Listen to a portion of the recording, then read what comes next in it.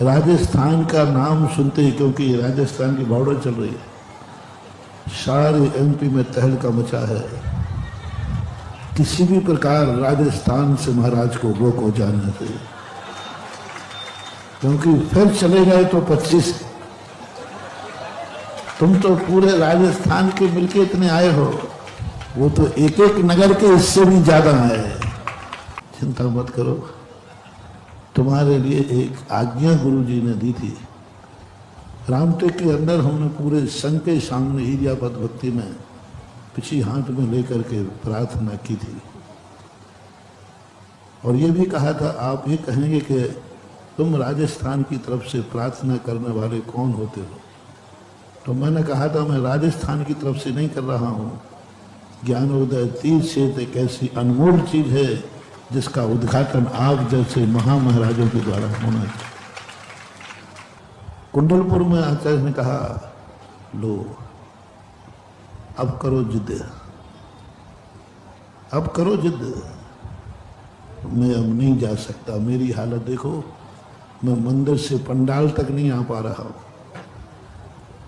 अब तो पक्का हो गया कि मैं नारेली नहीं जा सकता, इसलिए मैं तुम्हें आदेश देता हूं। पहली बार पूज्य गुरुदेव ने आदेश शब्द का प्रयोग किया।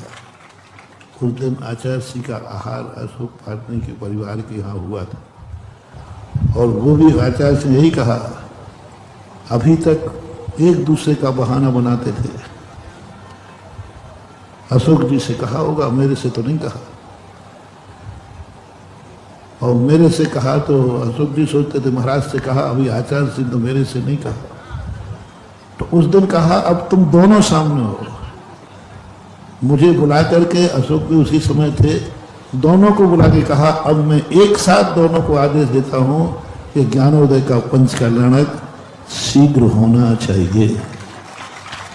शब्द का प्रयोग किया था गुरु जी ने। हमारे गुरु जी आदेश बहुत कम प्रयोग करते हैं। क्यों नहीं करते हैं? क्योंकि जब हम उनके उपदेश को ही आदेश मान लेते हैं तो आदेश का प्रयोग की जरूरत नहीं। लेकिन इस चीज में मैं उनका उपदेश नहीं मान रहा था, इसलिए उन्होंने आदेश शब्द का प्रयोग किया। कुंडलपुर के बाद उन्होंने मुझे 3 साल का टारगेट दिया। 3 साल के अंदर उन्होंने स्थान गिनाए, तुम ये 3 साल के अंदर पूरा कार्यक्रम करके फिर आगे का निर्देश मैं दूंगा। 3 वर्ष का कार्यक्रम था। उसमें ललितपुर से शुरुआत थी, अभिनंदनोदय से, गोलाकोट आदि भी शामिल थे उसमें। जो जितने अभी मैं कर रहा हूं, ये सब अभी 3 साल का ही टारगेट पूरा कर रहा हूं। अभी मैंने अपनी तरफ से एक भी कार्यक्रम नहीं किया, सब आचार्य श्री के आदेशों का ही पूर्ण पालन कर रहा। पुण्योदय तीर्थ क्षेत्र उसी में था, बजरंगगढ़। ये करते हुए फिर अंत में ज्ञानोदय का नाम लिया। जो रूट दिया था अभी मैं उसी से चल रहा हूं। लेकिन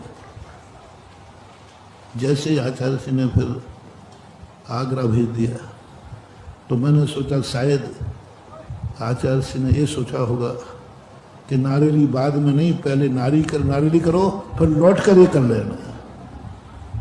हम ये मान के चल रहे थे। पहले तो इधर से हमारा प्रवेश था, कोलाकोट आदि होते हुए, बजरंगगढ़ होते हुए सीधे राजस्थान के।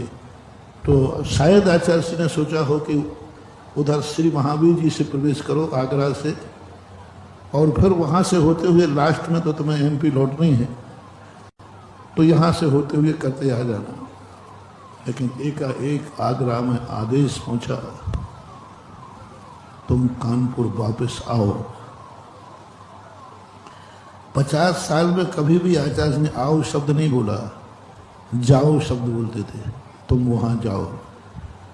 पहली बार बोला कानपुर में, आगरा के चतुर्मास के बाद, तुम कानपुर आओ, फिर हम आगे का आदेश देते हैं।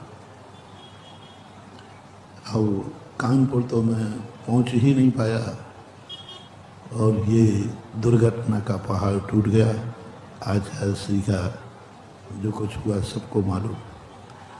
वो आओ शब्द भी रह गया, और वो 3 साल का टारगेट, क्योंकि फिर कुंडलपुर आदि जाना आना सब हुआ, तो सब कुछ नया हो गया, सब कुछ पुराना बदल गया। वो गुरु का वात्सल्य, वो गुरु की आज्ञा, वो गुरु के दर्शन की तड़पन, वो गुरु का प्यार भरा आदेश, वो गुरु का प्यार भरा आशीर्वाद, अब गला ठीक करके कल दहाड़ेगा, वो आवाजें अब गूंजती हैं। आचार्य श्री का कितने भी थकान होके जाएं, उनके पास जाते ही वो सब कुछ पुराना हो गया। अब वो ना तो प्यार देने वाला दुनिया में कोई है, ना दुलार करने वाला कोई है, ना ही वो वात्सल्य है, ना ही वो मुस्कान है, ना ही वो प्रेम है, ना ही वह आत्मीयता है, ना अब वो तो एक ही नगीना था जो अद्वितीय था, दूसरा ना था ना है और ना। आप सबको सारा भारत महसूस कर रहा है कि आचार्य श्री मात्र एक ऐसी शक्ति थे भारत की, हर बालक हर श्रावक के मन में वह अभाव खटकता है। फिर भी तुम तो ज़्यादा विकल्प कर रहे हो, लेकिन तुम तो एक आदेश लिए बैठे हो, तो वो आदेश तो कभी ना कभी पूरा होना ही है। क्योंकि ज़िंदगी में आज तक मेरी ज़िंदगी में गुरु का आदेश कभी टला नहीं है और जीवन की अंतिम श्वास तक टलेगा नहीं। क्योंकि उनके आदेश हमें कई बार बड़े बड़े कठिन कठिन आदेश मिले, लेकिन मैंने उन आदेशों को भी अवभाग्य मान के पूरा किया है। अब रही बात कब कैसा कहाँ हो पाता है, कल भी हमने यही कहा था इंदौर वालों को, अपने पूज्य आचार्य श्री की परंपरा अनियत बिहारी है, और वो अनियत बिहार का जो सैंपल आचार्य श्री का है वही मैं चाहता हूँ हम शिष्यों में भी यही अनियत बिहार रहे। और आप लोग भी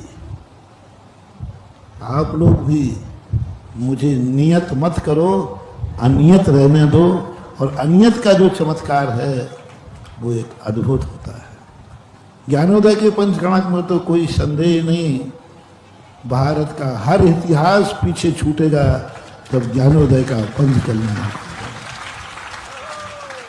स्वतः ही उसे कुछ करने की जरूरत नहीं पड़ेगी, क्योंकि वह क्षेत्र ही ऐसा है, वह भूमि ही ऐसी है, वह क्षेत्र ही ऐसा है जिसमें सारे भारत को गर्व है, सारा भारत को एक बहुत बड़ी गौरवशाली निधि वो बनी हुई है। इसलिए वो तो होना ही है ठाठ से। इसलिए और आज एक ऐतिहासिक चीज, अभी तक कोई भी व्यक्ति आया, श्रीफल चढ़ा गए, आशीर्वाद ले गए, लेकिन तुम लोग आज, भली मैं अभी न चल पाऊं, लेकिन तुम एक ऐसी शक्ति को लेके नियोग देखो, निमित्त देखो। आज ही एक ऐसी मूर्ति आई है भारत में, दूसरे नंबर की मूर्ति है जो इतने बड़े पाषाण की मूर्ति सफेद में बन के आई। एक दानोदय तीर्थ से दिल्ली के बाद हस्तिनापुर में, और इसके बाद वर्षों के प्रयास के बाद ये मूर्ति निकली। ये किशनगढ़ के मूल मंदिर में मिली। अभी तक मुझे किशनगढ़ के मंदिर की इतनी खुशी नहीं थी। मंदिर बन रहा था, पाषाण का बना, मेरे सानिध्य में शिलान्यास हुआ, मेरे निर्देशन का नक्शा बना, सब। लेकिन ठीक है, सब मंदिर बनते हैं, ये भी बन रहा था। लेकिन आज मुझे मूर्ति को देखकर सबसे ज्यादा खुशी हुई कि भारत का पहला पाषाण का मंदिर है तो राजस्थान में व्हाइट पाषाण की मूर्ति। इतना बड़ा मिलते ही नहीं, और बेदाग, कहीं एक इतना सा स्पॉट नहीं है।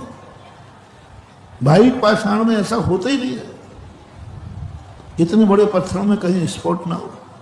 लेकिन स्पॉट लेस पत्थर, मय कमल के 13 फुट लगभग 12.5 फीट, मूर्ति 11 फुट के लगभग है। और यह मूर्ति आपके सामने आपके राजस्थान में जा रही है। और इसका नियोग देखो, पूरा